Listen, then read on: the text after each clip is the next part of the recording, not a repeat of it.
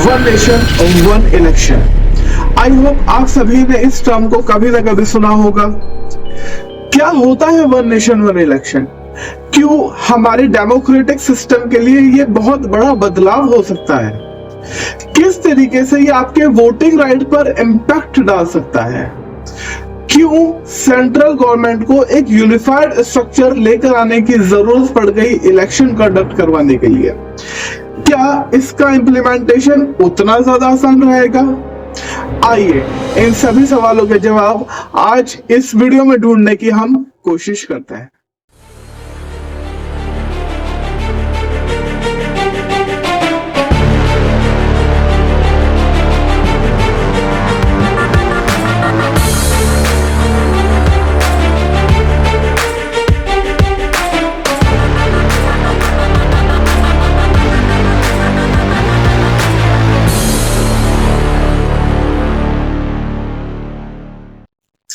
Hello guys, I am Shahrukh Khan.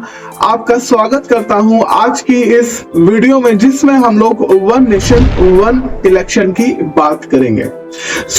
Recently Lok Sabha में अर्जुन राम मेघवाल ने एक बिल इंट्रोड्यूस किया जिसमें इन्होंने वन नेशन वन इलेक्शन की बात कही। और leave to introduce the constitution 129th amendment bill. और इसके लिए इन्होंने दो बिल इंट्रोड्यूस किए। The first bill is the constitution 129th amendment bill 2024, whereas second bill is the Union Territory Laws Bill 2024। ये दोनों ही अमेंडमेंट बिल है। क्या है इन बिल्स में? क्यों इतने ज्यादा इंपॉर्टेंट है? आइए देखते हैं इस वीडियो में। वन नेशन वन इलेक्शन पर जो सदस्य इसके पक्ष में वहां गए, जो सदस्य विरोध में ना गए। This bill indirectly introduced a presidential style of democracy.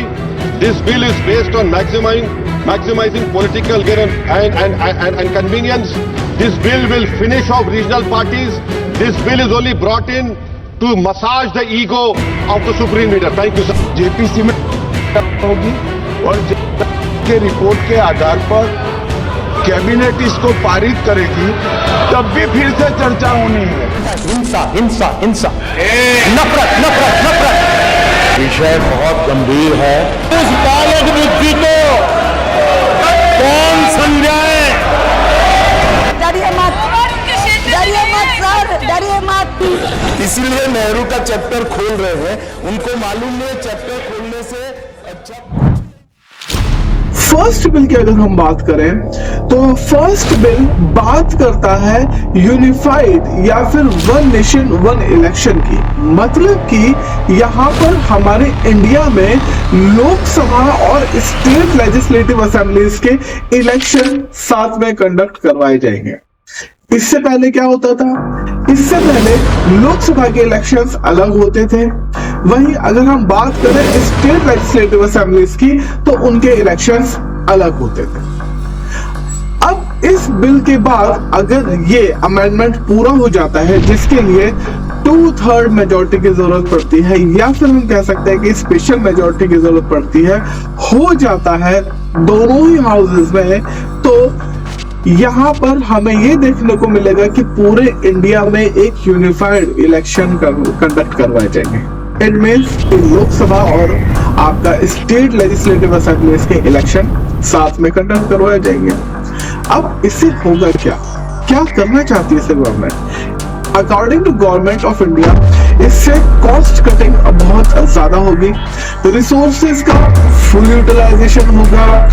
जो मार्जिनलाइज सेक्शन है जो कि बहुत ज्यादा पीछे रह जाते हैं वोट कास्टिंग के राइट से, उनको भी कहीं ना कहीं हम लोग मेन स्ट्रीम लाइन में लेकर आ सकते हैं। साथ ही साथ जो हमारे पावर्स है, मतलब कि एक इलेक्शन को कंडक्ट करवाने में जो एडमिनिस्ट्रेटिव रिलेटेड जो वर्क होता है बहुत ज्यादा कॉम्प्लिकेटेड हो जाता है, उस कॉम्प्लिकेटेड प्रोसीजर को खत्म करने की कोशिश की गई है इस बिल के द्वारा।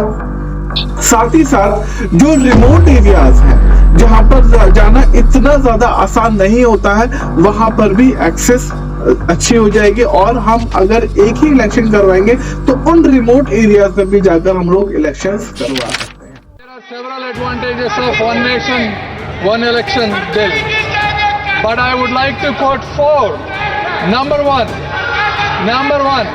reduced expenditure and logistical efficiency, sir. Although the official figures for the 2019 Lok Sabha elections vary, news reports estimate the Election Commission of India has spent more than 6,000 crores, sir.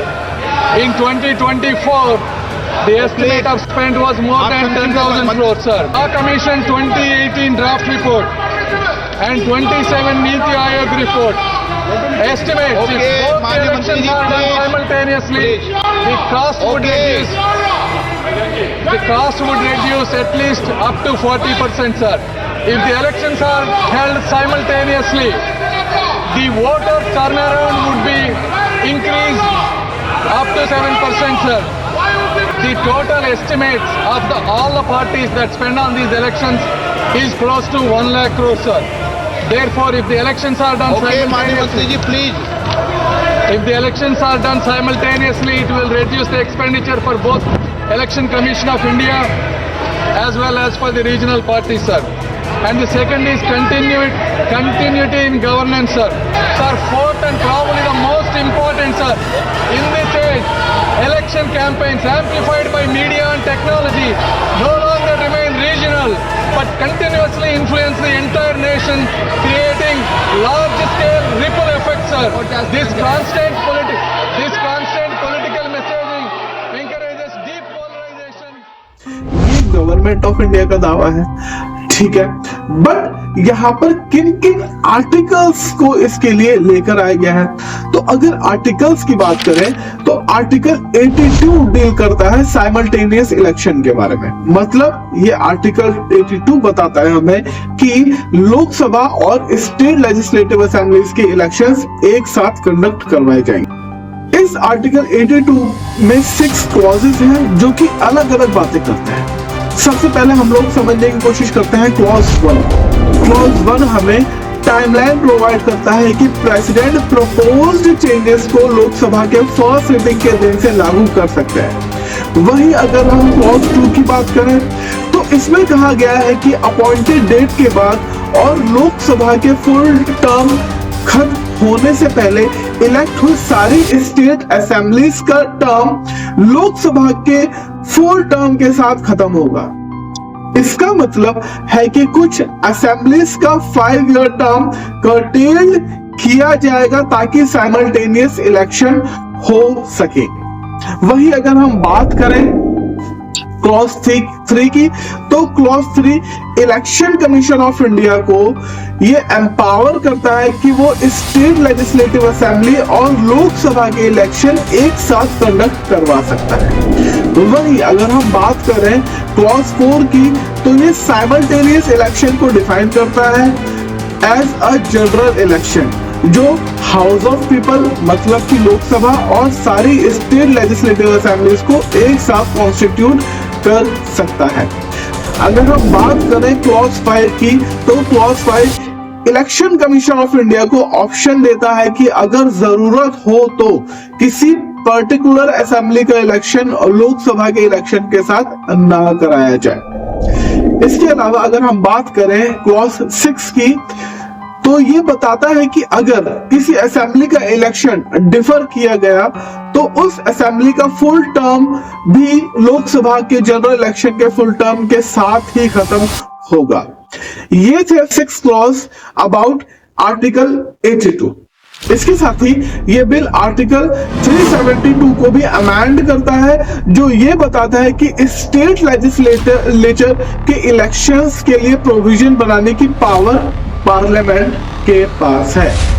लेकिन interesting point यह है कि क्या होगा अगर सरकार 5 साल से पहले कर जाती है। तो आई होप आप सभी के दिमाग में भी ये क्वेश्चन आया होगा कि अगर सरकार स्टेट लेजिस्लेटिव असेंबली की सरकार या फिर लोकसभा की सरकार पहले ही कोलाइड हो जाए उस सिचुएशन में क्या होगा। तो उस सिचुएशन में बताया गया है कि अगर सपोज करते हैं कि गवर्नमेंट 5 साल के लिए सर्व करेगी, लेकिन अगर वो 3 साल सर्व करके ही कोलाइड हो जाती है, गिर जाती है सरकार, तो उस सिचुएशन में रिमेनिंग 2 इयर्स के लिए इलेक्शन कंडक्ट करवाए जाएंगे।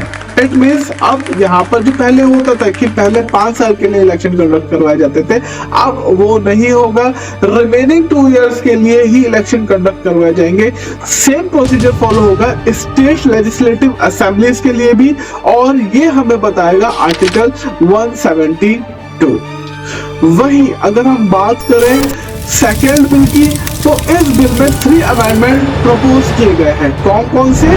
Government of union territories act 1963, government of the NCT of Delhi act 1991 and Jammu and Kashmir reorganisation act 2019।